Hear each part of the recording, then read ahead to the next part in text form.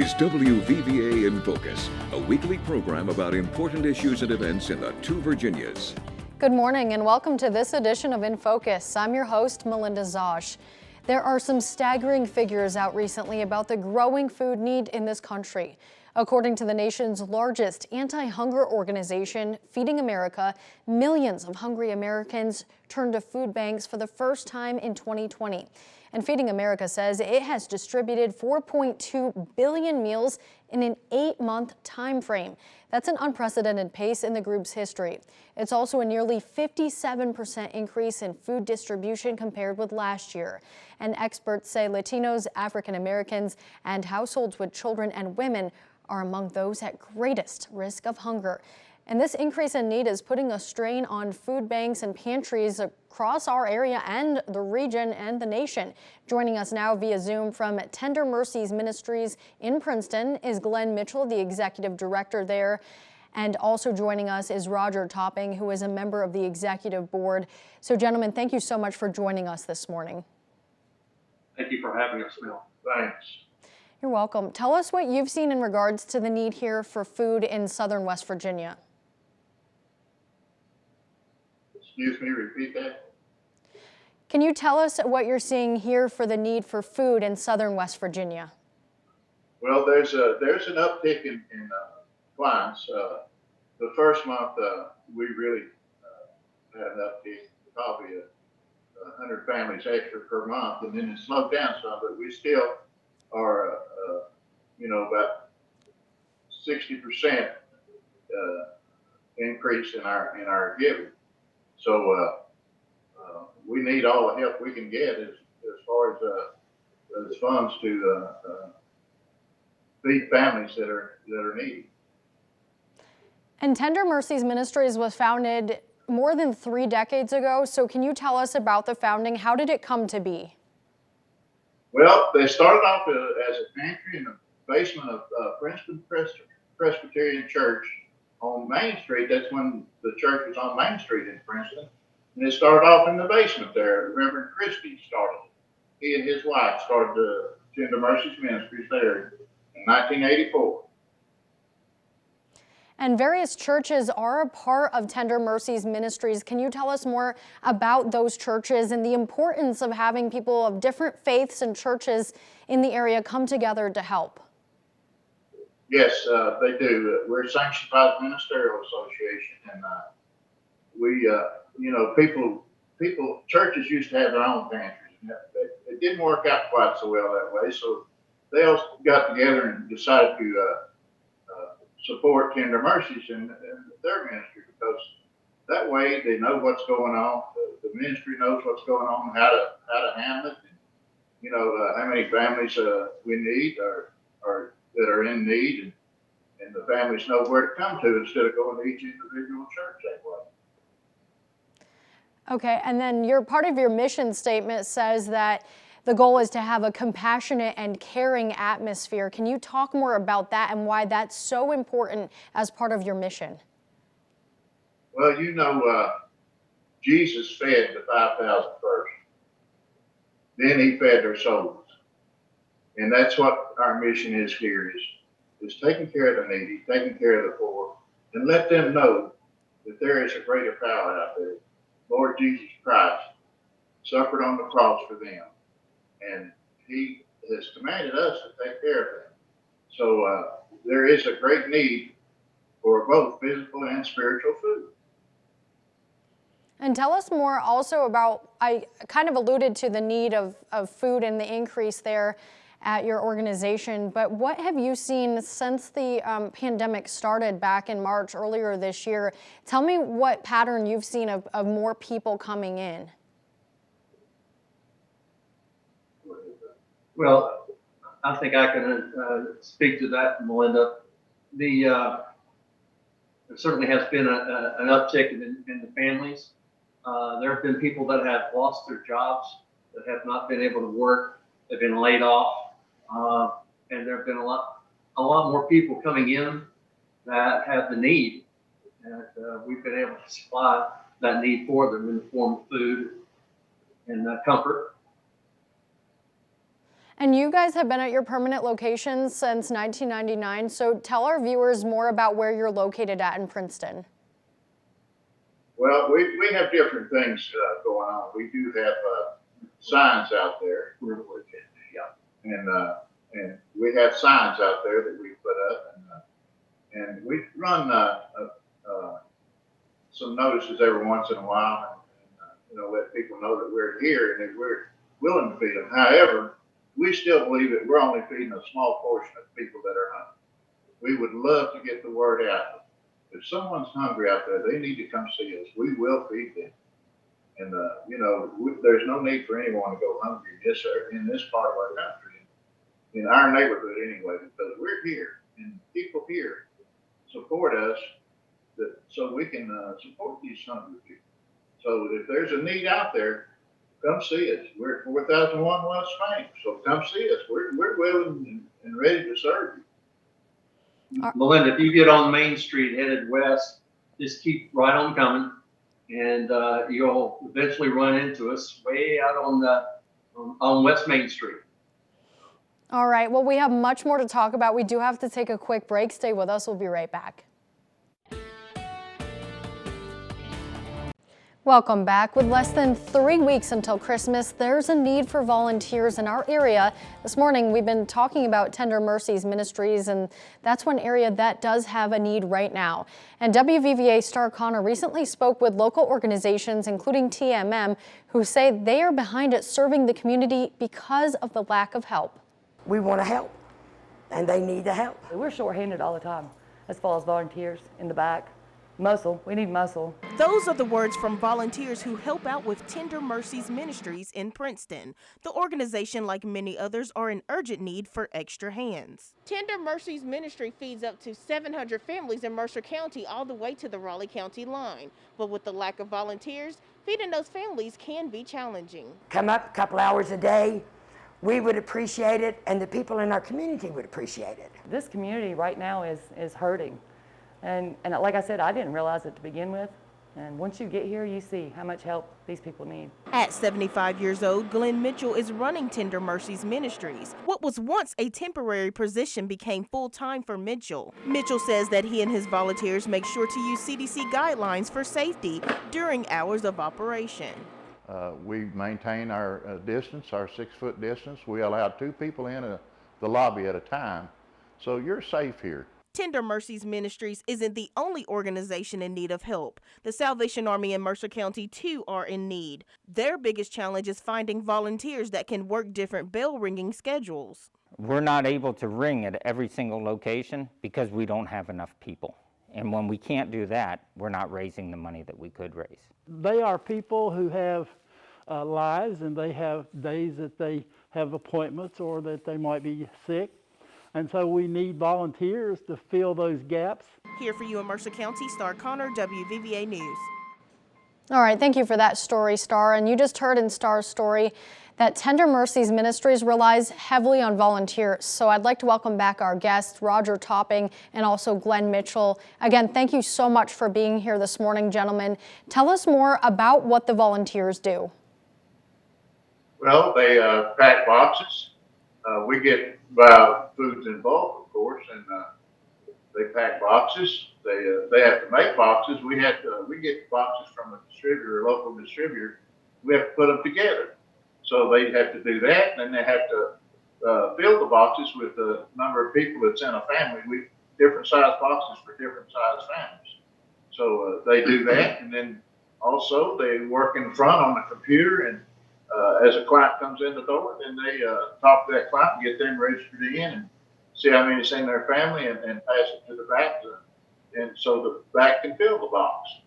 And this ministry depends on its volunteers. It's run by volunteers. There's only 2 paid positions at Tender Mercies, and there's around 18 volunteers. So we don't have enough. We need a lot more volunteers to help us here. And you said there's about 18 volunteers right now. About how long are their shifts that they're working, and how many days a week are they volunteering there? Well, we're open 4 days a week from 10 to 12 and then 1:15 to 3. So those shifts will range. Most people work 2 hours a week, Monday through Thursday. and they'll work either 2 hours in the morning or 2 hours in the afternoon. Some of them work a full day, but not many. Most of them, you know, they're limited to their time too. So it's a big contribution when they contribute their time here at Tender Mercies. But they all love it here because it is a faith-based organization, and they love it here. Roger volunteers on the computer on Tuesday mornings, so he can tell you a lot about that too. Well, we have, I have a partner, and she and I greet the people when they come in, and we register them in. We welcome them to Tender Mercies, and we talk to them while their orders are being filled.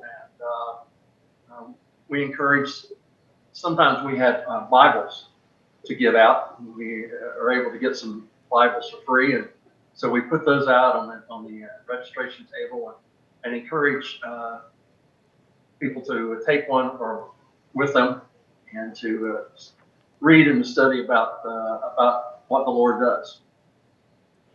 All right, I also want to let our viewers know at home that we do have contact information. So we have a website we will be sharing with you in just a minute and a phone number so you can reach Tender Mercies Ministries.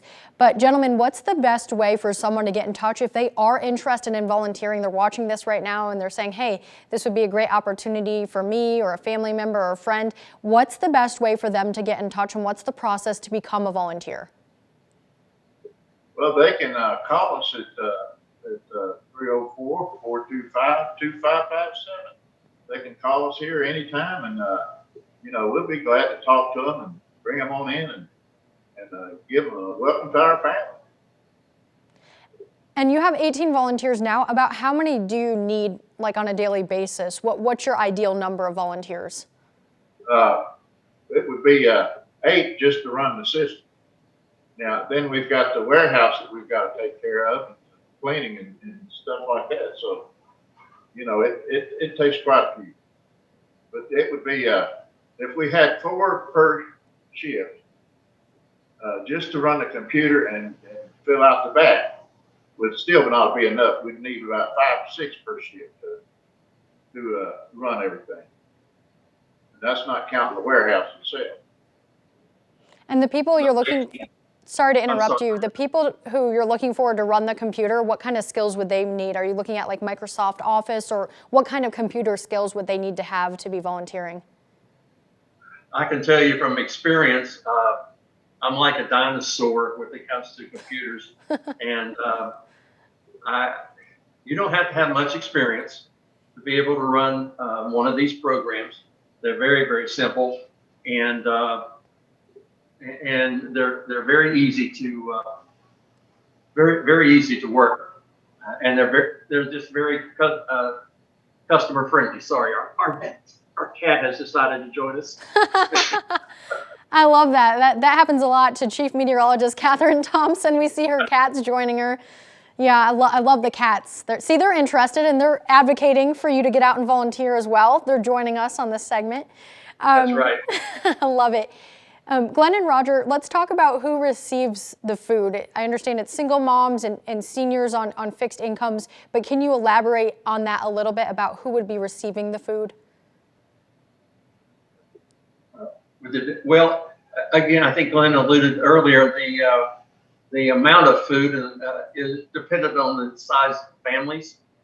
And we certainly, we rely a great deal on the donations, and then the ability for us to get out and to purchase different foods from the different markets around here, and also from the large food pantry in Castaway, West Virginia. We get a lot of food supplies from there as well. And, you know, we'll have all kinds of different canned foods, beans and corn and sweet potatoes, and they'll have breads and cookies and desserts. And summertime they'll have the fresh fruits, and now we just ran through a whole pallet full of oranges last 2 weeks ago, and people are, you know, take what you want, take what you need. And you know, there's never any, we never count out anything as far as how many oranges you can have or plums or anything like that. So it's all right there for whatever you want, whatever you need, you can get it. And the people who are receiving food, are they coming in like once a week, or is it a once a month thing, or how often are they coming to pick up their food? They come in twice a month. They can come in, say, the first week of the month, and then take a week in between and come the third week. We just like to have a little gap in between the visits. We do it we do for each family twice a month. And about how many people are you serving a month? I know Star touched on this a little bit in her story, but about how many people or families are you serving on a monthly basis? Oh, wow. We serve about 700 families per month, which amounts to 2,000, 2,100, 2,200 people. So that's counting children and adults all. So we're serving about 700 families per month. And if someone's watching right now and maybe they're in need of food or they know someone who is, what's the best way, again, to get in touch with you, and what's the process for them to sign up to start receiving food? Well, of course, we go up by USDA guidelines. And if you're eligible for food stamps, you're eligible for food here. And that's a pretty high number, really. So, you know, and depending on how many's in your family as to what you're eligible for. And like I said, we serve different size boxes. We serve a box for 2 people, and then it goes on up to 4 people, and then 5 people, and 6 people, and then on up. And it depends on how many's in that family as to how much food they get. And if they're eligible, they're eligible. That's just the bottom line. And we give out some good boxes. We give out some good food, and we get a lot of donations from Kroger's and grants and different places. The community has really been very, very supportive of Tender Mercies, and we can't say enough for our community here. And we just work very closely with them, and they support us in feeding the hungry. So they're very community minded. The different retail establishments here are. If someone is in need, we ask them to come in. We ask for some form of identification that they are who they are and where they live. I mean, it could be a utility bill, anything like that. They could have their rent or their lease document with them, anything, and then we register them in, and we put them on the books, and then they're eligible to then get the food. You know, we have a little declaration that we read to them. You know, we ask them to be honest about the information that they give us, and they also need to know that they may end up being audited, or just, you know, like anybody else might be. It's we just ask them to, you know, acknowledge that they've been truthful in what they said to us, and then the rest of it is just, you know, come and pick up your food, register every time that you come in. We key them into the computer, and we try not to misspell too many words or miss a few things. But you know, the blessings that we get as volunteers are just, it's incredible.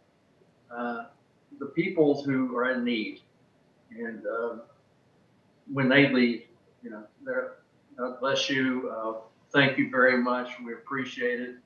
They're very, very thankful, very grateful for us being able to do for them. They're very appreciative. Well, that's wonderful. We have to take another, sorry to interrupt you guys, we do have to take another quick break, but we'll have much more to talk about when we come back. Stay with us.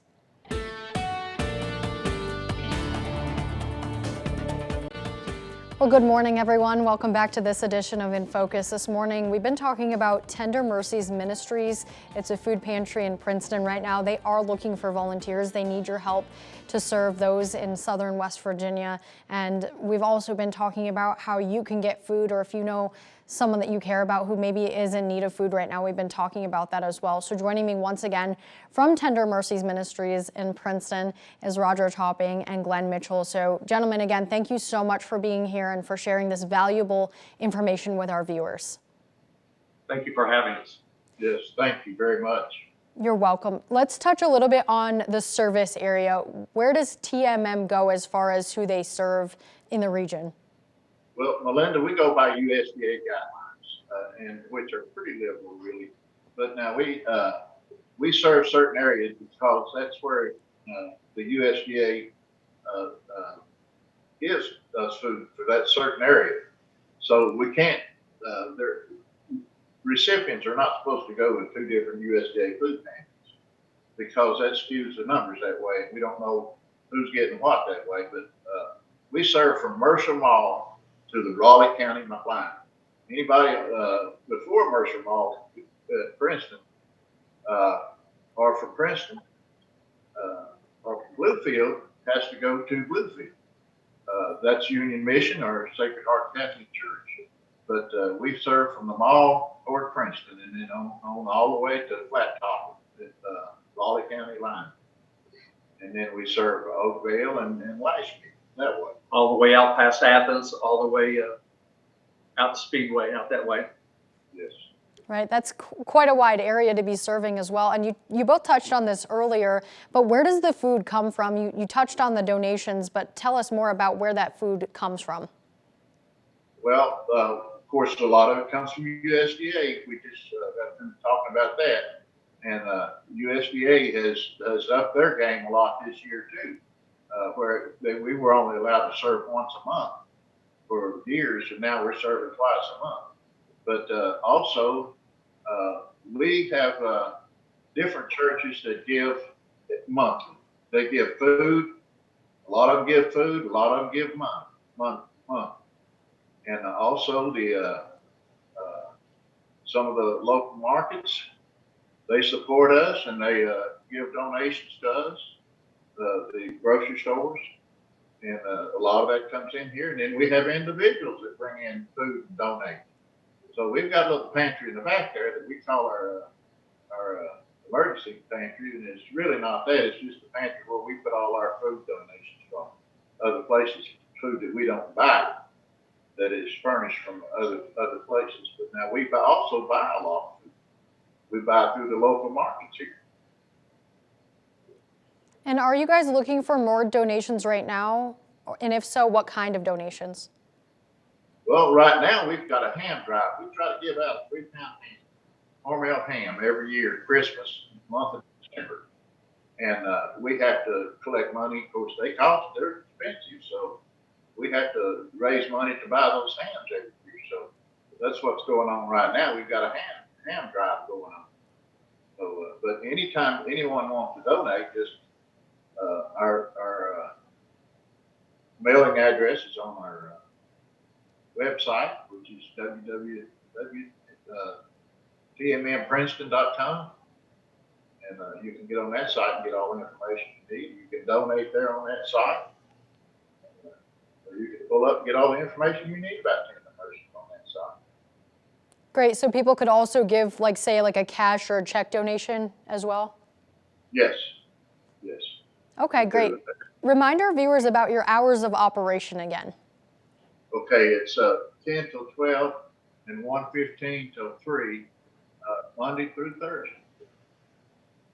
We're closed on Fridays. Of course, Saturdays and Sundays, a lot of times we have to use those days to clean up and stuff, do maintenance. All right, well, we have just a couple minutes left in the segment, about 2 minutes left. But what do you hope our viewers take away from watching this segment this morning?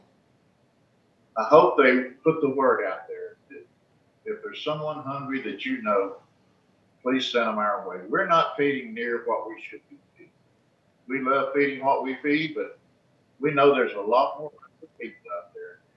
let the word be out. And also we need volunteers. We need help here. And, you can't get a bigger blessing than volunteering and helping the poor, the elderly. You just can't get a better blessing than that. And being elderly myself, I know that I appreciate that too. So we need volunteers. Right. This is just one way to get. This is one way to give back. Roger, what about you? Any last points you want to make for our viewers? Well, speaking as a volunteer, Melinda, I can't tell you I go home every Tuesday, and I feel much better about what I've been able to do to help others. When we're here and we're able to see the people when they come in, and to be able to give them the food and know that they need it. There's not a better blessing in the world than to be able to help others. Yeah, absolutely. Well, guys, I want to thank you so much for joining us from Princeton via Zoom. And I want to thank all of our viewers for watching this morning. And please, if you do have it in your heart to give back, and if you'd like to volunteer, again, you can go to the website, tmmprinceton.com. We have that information for you. So thank you so much for watching. That does it for this edition of In Focus. We'll see you all again next Sunday.